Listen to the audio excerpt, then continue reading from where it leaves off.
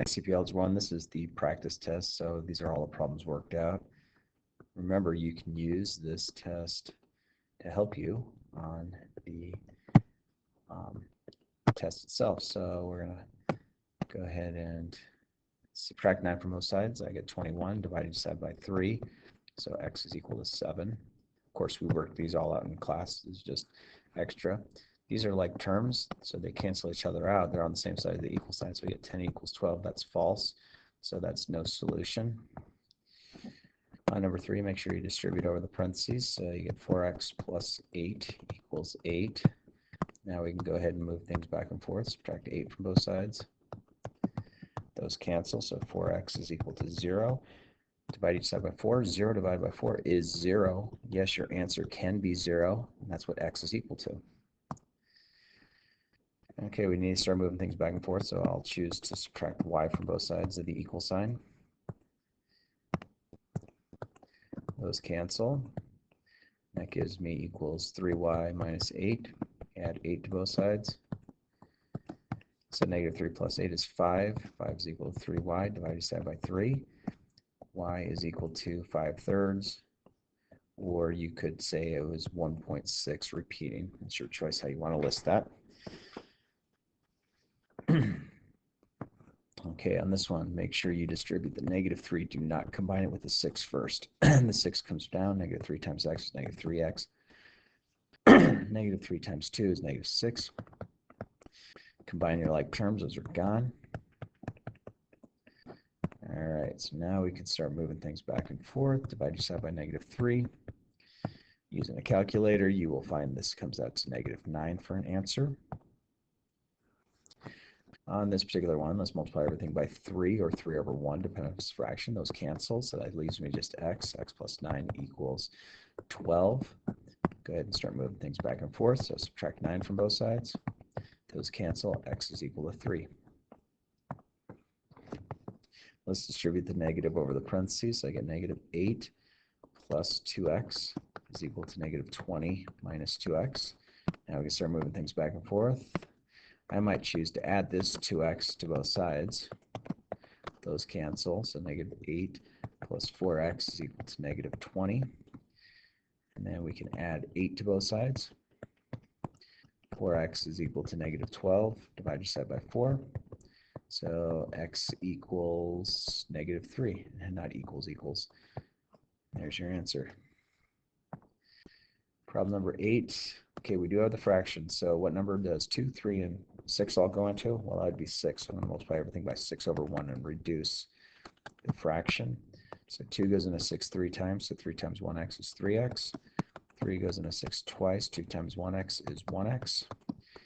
And those cancel out, so that leaves me 1. So I get 5x equals 1. Divide each side by 5. X equals 1/5. Number 9, let's make sure we distribute the 2 over the parentheses. Remember, we're multiplying.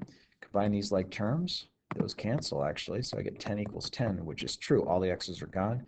So this is infinite solutions, or you can use the r like that. It's your choice which one you want to use.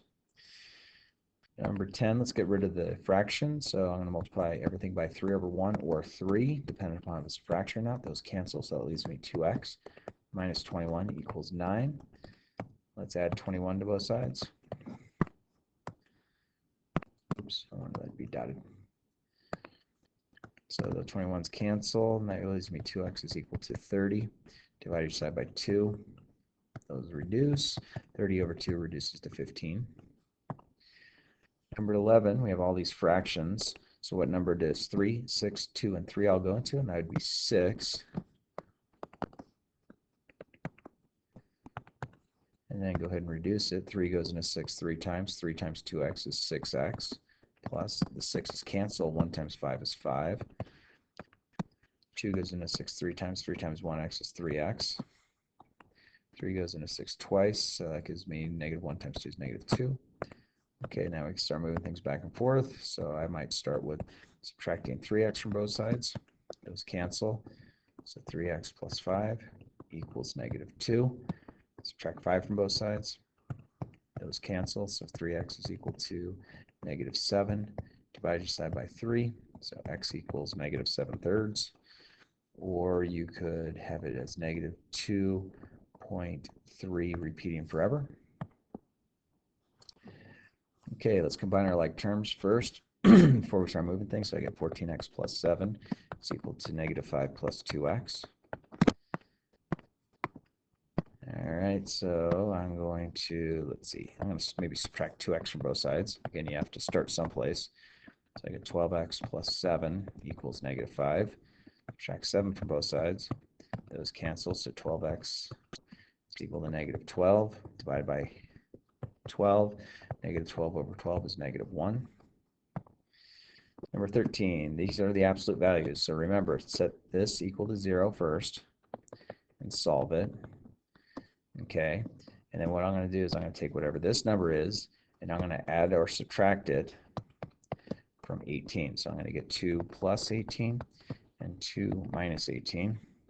So that's going to give me 20, and that's going to give me negative 16. Those are my answers. Again, you want to figure out what this is equal to 0. That's your first step. So you're changing the problem a little bit. Add 5 to both sides, divide by 2, and then figure out on a calculator, go 5 divided by 2, and you get 2.5. So we're going to take this, and we're going to add and subtract it from 4. So 2.4 plus 4, or 2.5 and 2.5 minus 4. And using a calculator, you get that to be 6.5, and you get that to be negative 1.5. Those are your answers. Number 16, remember, get the absolute value by itself before you move anything. Those cancel. It's equal to 4. Now take what's inside the absolute value, set it equal to 0. Subtract 8 from both sides. So remember, I'm going to add and subtract that. So negative 8 plus 4, negative 8 minus 4. So that's going to give me negative 4. That's going to give me negative 12. And those are my answers. Number 16, remember, let's get the absolute value by itself first. Now the absolute value is all by itself, and it's equal to a negative number.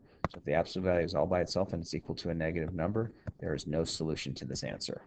Okay, you can't say no solution until the absolute value is all by itself. On this one, I want to get rid of this 3, so I'm going to divide both sides by 3 so I get the absolute value by itself. That's equal to 7. Okay, then we're going to take what's inside the absolute value, set it equal to 0. Subtract 7. Divide by 2. And on a calculator, go ahead and make that negative 3.5. So remember, this is going to get added and subtracted with that. So negative 3.5 plus 7, negative 3.5 minus 7. On a calculator, that's going to give you an answer of 3.5. And that's going to give you an answer of negative 10.5. There's my answers. Number 18.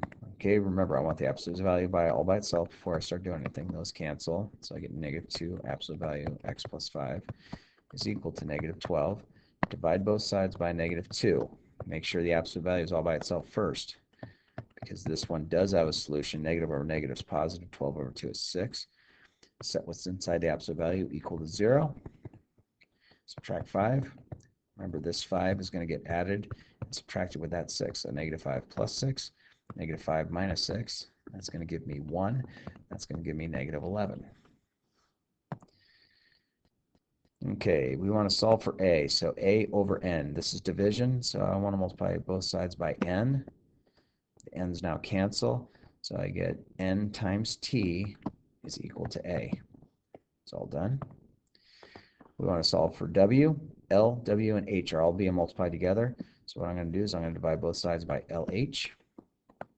The L's cancel, the H's cancel. So I get V over LH is equal to W.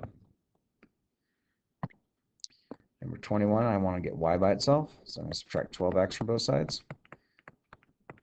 Those cancel, so I get 4y. I can't combine those, so it's just negative 12x plus 28.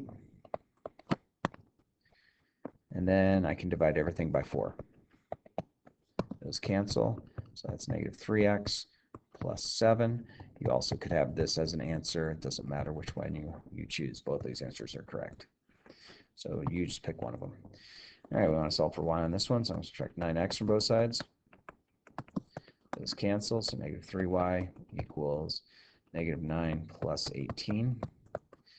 Divide everything by negative 3. Those cancel, so y is equal to 3x minus 6.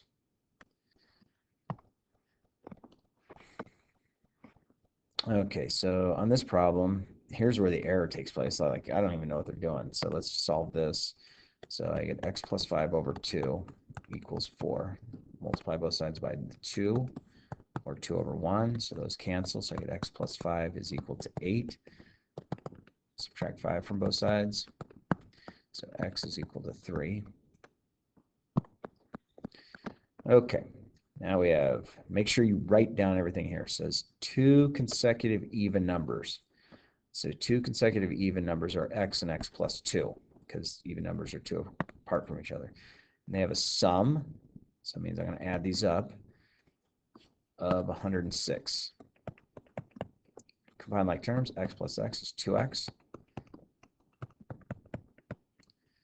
Now we can start solving it. Subtract 2. That's negative 108. Divide each side by 2. So x is equal to negative 54. Okay, so this one's negative 54. And if I add 2 to negative 54, I get negative 52. Those are my two numbers. Okay, so 3 times the number plus 5 is 160. So 3 times the number is 3x plus 5 equals negative 160. Now we can start solving this. Subtract 5 from both sides. Those cancel. Divide by 3. Using a calculator, you find out your answer comes out to negative 53.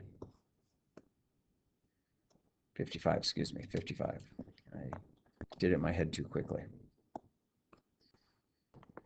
Number 26, during the second game, the basketball team scored 12 fewer points than they did in their first game. So you have 2 games. On one of the games, they scored 12 fewer. They scored a total of 108. So the first game, they scored X, and the next game, they scored 12 less than that. Now we can go ahead and combine things. So X plus X is 2X, minus 12 equals 108. Add 12 to both sides. Those cancel, so 2x is equal to 120. Divide by 2, divide by 2. So x is equal to 60. So this game was 60 points. And then I got 60 minus 12, so I got 48. So 60 and 48 are my 2 scores. And that's it. I hope that works for you for the take-home test. Make sure you know how to do it. Have a great day. Take care.